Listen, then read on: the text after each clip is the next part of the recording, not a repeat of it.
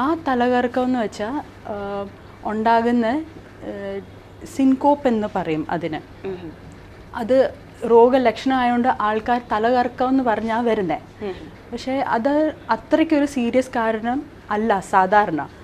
പിന്നെ ഞാൻ പറഞ്ഞ പോലെ എന്തെങ്കിലും അപകട സൂചനകൾ നമ്മൾ കാണുമ്പോഴാണ് നമ്മൾ നോക്കുന്ന എന്തെങ്കിലും സീരിയസ് ആണോ എന്ന്. ഓക്കെ മാം, ഈ ഫിറ്റ്സ് നമ്മൾ കേട്ടിട്ടുണ്ട്, ഈ സീഷർ അല്ലെങ്കിൽ അങ്ങനെ നമ്മൾ കേട്ടിട്ടുണ്ട്, അപസ്മാരം, ഇതുമായിട്ട് ബന്ധമുണ്ടോ ഈ തലകറക്കത്തിന്? തലകറക്കം അപസ്മാരമായിട്ട് ചിലപ്പം വരാം. ഇപ്പോൾ നിങ്ങൾ പറഞ്ഞില്ലേ, ചിലപ്പോൾ ഇങ്ങനെ നിൽക്കുമ്പം കറങ്ങി വീഴുക, അത് മാത്രമായിട്ട് വരുന്ന കുട്ടികളുണ്ട്. ബോധം പോവുക. ചിലരിൽ ഇത് കറങ്ങി വീഴുമ്പോഴത്തേന് ഉടനെ എണീക്കും. പിന്നെ അത് കഴിഞ്ഞ് ഒരു കൺഫ്യൂഷൻ ഒന്നും കാണത്തില്ല. അങ്ങനെയൊക്കെ ആകുമ്പോഴത്തേന് നമ്മൾ സാധാരണ പറയുന്നത് അത് പ്രശ്നമൊന്നുമില്ല, ഫിറ്റ്സ് ഒന്നും അല്ലായിരിക്കും. പക്ഷേ ചിലരിങ്ങനെ വീണ് കഴിഞ്ഞ് ഒത്തിരി നേരം ബോധം പോയിരിക്കും. അങ്ങനെ ആകുമ്പോഴത്തേനാണ് നമ്മൾ വിചാരിക്കുന്നത് ഇത് ഫിറ്റ്സിൻ്റെ ഒരു ലക്ഷണമാണോ എന്ന്. ഓക്കെ മാം, പിന്നെ നമ്മൾ കേൾക്കാറുണ്ട് പക്ഷാഘാതം, സ്ട്രോക്ക്. അപ്പോൾ അതിനോടനുബന്ധിച്ച് തലകറക്കം യൂഷ്വലി കാണാറുണ്ട്. അതിപ്പം ഇതുമായിട്ട് എന്തെങ്കിലും റിലേഷൻ ഉണ്ടോ? സാധാരണ ഈ തലകറക്കം വരുമ്പം രോഗി പേടിച്ചു പോകും. ഈ തലകറക്കത്തിൻ്റെ കൂടെ ഛർദിൽ വരുക, പിന്നെ പരവേശം വരും. അങ്ങനെ ആകുമ്പോഴത്തേന് ആൾക്കാർ തോന്നും ചിലപ്പോൾ ഈ സ്ട്രോക്കിൻ്റെ ഒരു ലക്ഷണമാണോ എന്ന്. ഇത് തലകറക്കം വരുമ്പോഴത്തേന് രോഗി ഡോക്ടറിൻ്റെ അവിടെ വരുമ്പം ഡോക്ടർ ചില കാര്യങ്ങൾ ചോദിക്കാറുണ്ട്.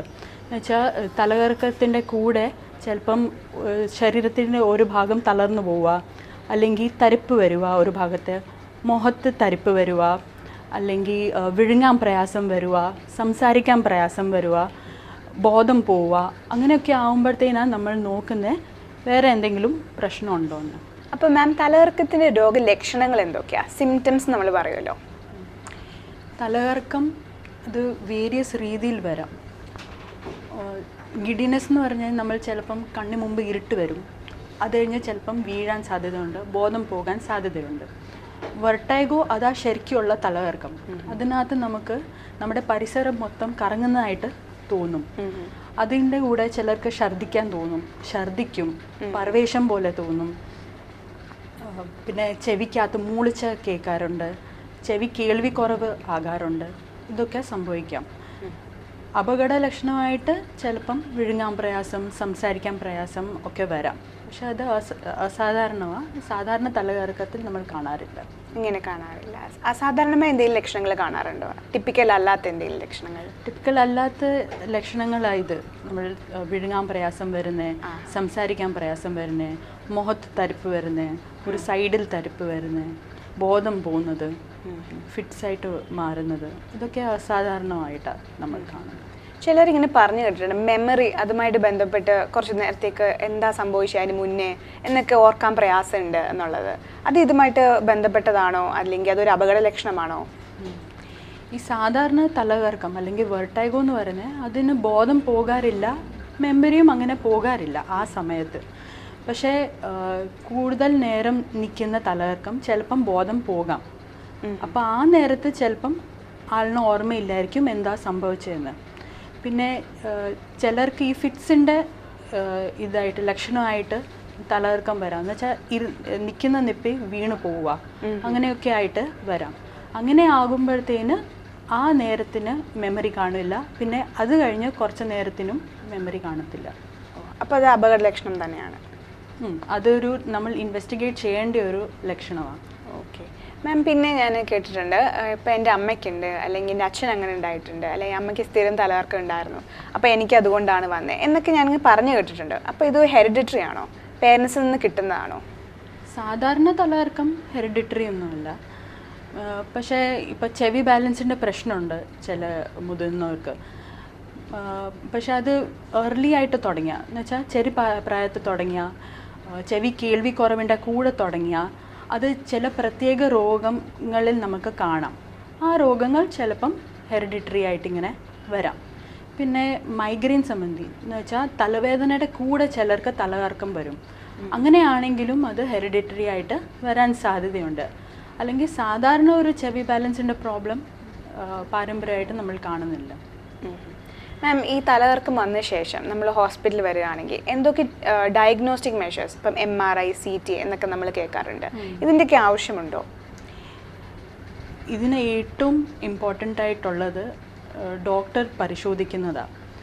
നമ്മൾ ഹിസ്റ്ററി കൊടുക്കുമ്പം നമ്മൾ ചോദിക്കും തലകറക്കം സാധാരണ രോഗി വരുന്ന തലകറക്കം ഉണ്ടായിക്കഴിഞ്ഞാൽ സാധാരണ രോഗി വരുമ്പോഴത്തേന് അങ്ങനെ ഒരു ലക്ഷണങ്ങൾ സാധാരണ കാണില്ല. അപ്പം ഡോക്ടർ ചോദിക്കുമ്പോൾ അത് ഏത് രീതിയിലാണ് വന്നത്, എങ്ങനെയാണ് അത് തുടങ്ങിയത്, ഏത് കാരണം കൊണ്ടാണ് തുടങ്ങിയത്. അപ്പോൾ ചിലർ പറയും എണ്ണിക്കുമ്പോഴാണ് അത് തുടങ്ങുന്നത്, അല്ലെങ്കിൽ തല ഒരു സൈഡിലോട്ട് മാറ്റുമ്പോഴാണ് അത് തുടങ്ങുന്നത്. അങ്ങനെ ആകുമ്പം കൂടുതൽ ചെവി ബാലൻസിൻ്റെ പ്രോബ്ലം ആകാം.